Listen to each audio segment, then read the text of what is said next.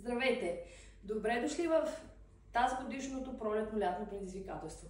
Днес само ще обясня движенията от тренировка номер 1. В следващите дни надявам се да имаме запис на цялата тренировка. Причината да нямаме е, че в момента съм в преместване и всичко, което не виждате зад кадър, са куфари, кашони и кутии. Така че надявам се тази ситуация скоро да приключи и да имаме цели тренировки. До тогава започвам директно с упражненията. Първото ни упражнение е клек. Искаме да стигнем до най-ниската позиция, да задържим 3 секунди и след това да се качим обратно. За по-напредналите можем да го правим с тежест, която държим така или така. Може разкрачен и да е по-широк, с пръсти, които гледат навън, или по-тесен с пръсти, които гледат напред. И в двата случая искаме пръстите и коляното да гледат в една и съща посока. Да нямаме ето това нещо. Колабиране на коляното навътре. Пръстите и коляното винаги гледат в една посока. Слизам надолу, броя 1, 2, 3 и се качвам. И така, между 8 и 12 повторения. Продължаваме с... Кое беше второто ни упражнение? Избутването. Заставаме позиция, напад. С коляно на пода, слагаме си нещо меко под коляното. Това упражнение има за цел да имитира упражнение, което правим в залата. Представете си, че имам на земята един голям лост.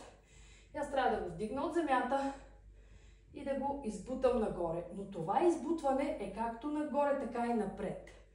Цялата ми горна половина на тялото се накланя напред и нагоре.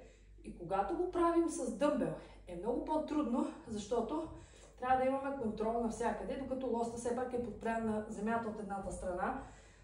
Така че дори този съвсем малък 3 кг дъмбел, при това движение се усеща много тежък. Така че ако се чувства тежко, направете го малко по-нагоре, не толкова напред. И най-вече сменете тежестта. В момента първа седмица сме си обещали, няма да има тежести, няма да има екипировка. Така че просто маркираме с една бутилка с вода, маркираме движението. Опорният крак е този, чиято ръка работи. И не искаме да имаме такава чупка в кръста, искаме да приберем таза, да стегнем корема, гръдният кош да не е изпъчен, а да е прибран също. И избутваме. Отново правим 8 до 12 на страна. Третото ни упражнение, отново за предно бедро. Взимаме си стол или малко столче. Този стол е по-скоро за напреднали. Този стол е висок. Така че вземете си нещо по-ниско. Без тежест. Качваме се и тъй като искаме цялото движение да се случи от крака, който работи, този, който стъпва на стола, се накланяме максимално напред. Не искаме задния крак да ни отбута от пода. Искаме предния крак да ни вдигне бавно нагоре, след което бавно да ни спусне надолу. Това не е лесно. Затова правим между 8 и 12 повторения отново, но може би по-скоро 8. Бавно се качваме, бавно слизаме. Ако усещате болки в коляното, пропуснете това упражнение или със сигурност го направете по-ниско. Това е първият ни кръг. Правим тези 3 упражнения. Първи, втори, трети път. Ако имате сили и четвърти път. И преминаваме към втори кръг. Втори кръг ще работи повече задно бедро. Сега работихме повече предно. Първото ни упражнение е тяга на един крак. Самото упражнение е тяга. Сгъването става от тук, от хълбоците. Издаваме таза назад, без кръста да си променя позицията. Това е тягата на 2 крака. Представете си, че тук има един еластик и той се опъва. Сложете си ръцете на сгъвката, на хълбоците и натиснете. Това е движението, което искаме, разбира се, по-бавно и контролирано. И на един крак.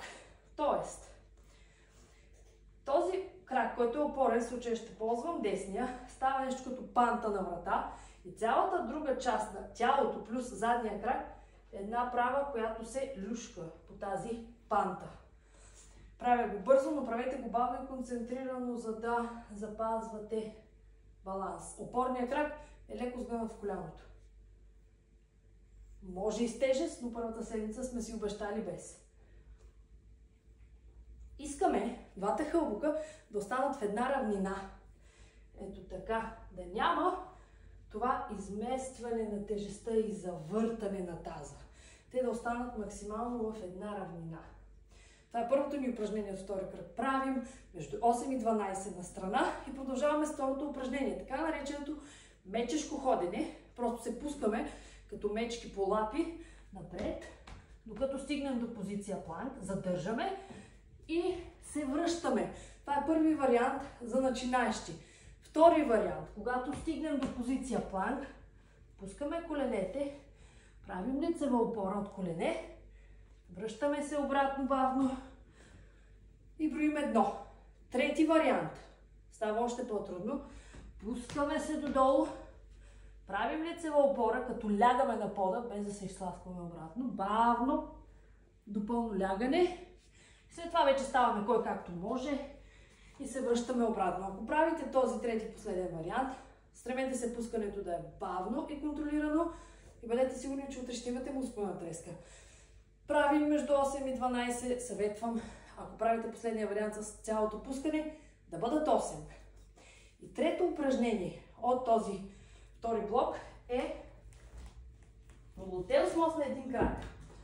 Харесайте си стена или гърба на дивана или нещо, където може да си подпрете пръстите, защото ще използваме за опора само петата. Лягаме. Един ни крак остава свободен, сгънат е в коляното леко, но той няма да участва изобщо. И опорният ни крак вдига. Можем опорния си крак да го качим на нещо по-високо. Малкото столче, което сте ползвали за упражнението с стола, или дори една-две йога тухлички. Но отново опората е само на пета и вдигаме от пета и връщаме бавно. Правим между 8 и 12 на крак. След това сменяме краката. И така втори кръг повтаряме 3 или 4 пъти, кой колкото има сили. И преминаваме към трети кръг, който е само 2 упражнения изцяло корем. Първото е руско усукване. Заставаме така. Може и да използваме само да маркираме крака на стола, без да го стискам, само се подпирам на него.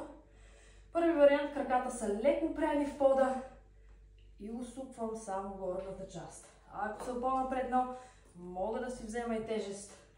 Ако не съм, една бутилка с вода не се усеща като тежест, само маркираме. По-трудно е, когато вече вдигнем краката от пода. Но искаме, ако ще сме сдигнати крака от пода, усукването да става само от горната част на тялото. Да нямаме такова двойно усукване. Тялото ми отива наляво, а краката ми отиват надясно. Краката остават неутрални и си движим само горната част на тялото. Това е упражнение номер 1. И упражнение номер 2. Roll-up. Лягаме додолу. Мога да си взема една бутилка само за да стискам нещо и ръцете да са активни. И бавно прешлен по прешлен се изправям нагоре, като стигна до тук, вече гледам да стигам само нагоре. Не напред, не назад, право нагоре перпендикулярно. Без да имам такова изпъчване. Ако може, гръдния кош да остане сравнително прибран. И бавно се пускам обратно додолу.